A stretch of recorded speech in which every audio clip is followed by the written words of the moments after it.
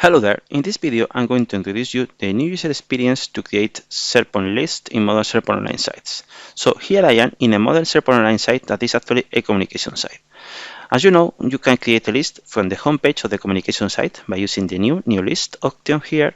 But as you can see here, this is just, let's say, the classic way to create modern lists in modern SharePoint Online sites. So that's not the new user experience I wanted to show you. But if you go to the site contents page and you do the same, so you click on new list, then you are going to see the new user experience.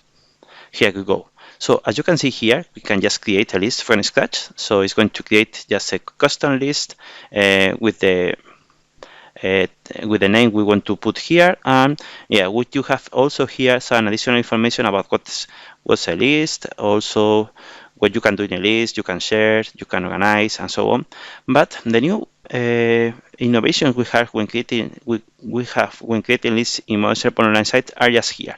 We can create a list from an Excel file, or we can create a list from an existing list. Very cool, eh? So let's click on create a list from Excel. Basically, when we do that, what it's going to do is just to show me last Excel files I have been working with. So I can use them to create a new list.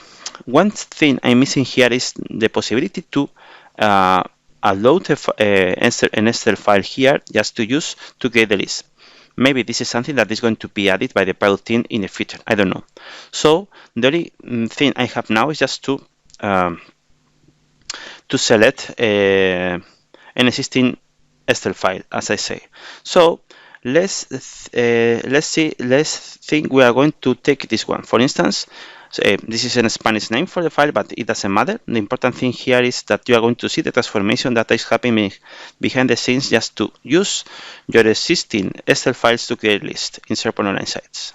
So let's select the file, let's click on Next, and the process is just loading the tables we have available in our Excel file. Actually, we have one table, or maybe two. Let's see.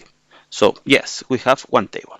So now what we can do here is just to make a little bit of to make some transformation with the data we are going to import as part of the list.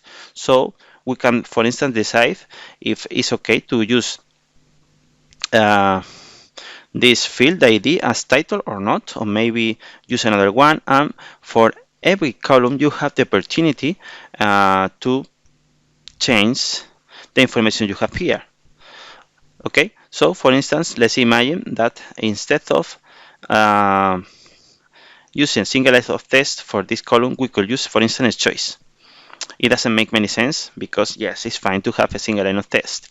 You could say that this column is going to be the title one, and as we make this change, then the ID column is going to be a single line of text column, and then we can yes, apply some formatting here. For instance, this is fine, it's a number, but actually it's currency.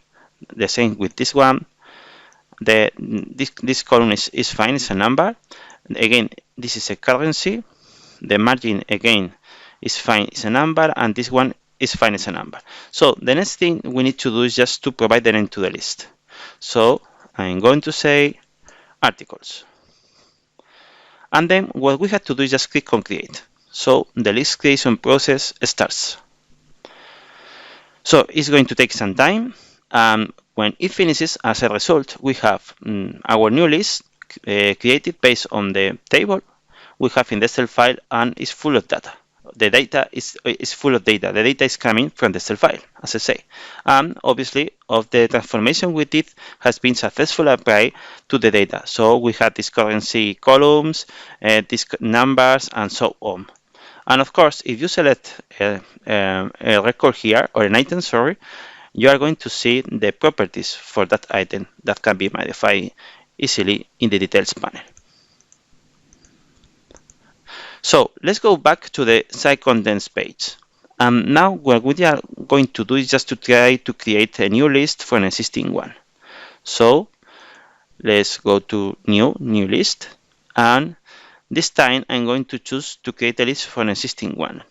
So what it's doing this process is just to tell me the different sites where I have access, so I can choose what list I want to use as the foundation of the new list I'm going to create. So in this case, I'm going to the corporate intranet site where I have this sales list.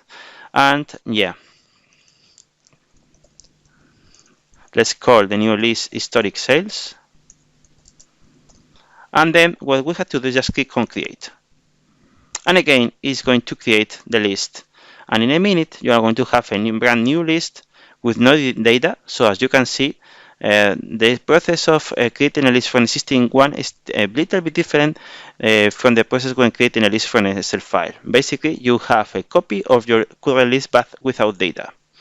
Interesting. It would be nice to have also the data included. By the way, the new user experience for creating lists in modern SharePoint Online is actually very cool. I highly recommend you to test just to provide feedback to Microsoft, so even Microsoft can improve the user experience a little bit more based on the feedback they receive from us. And that's all. I hope you have found this video interesting, and yeah, talk to you soon. Bye bye.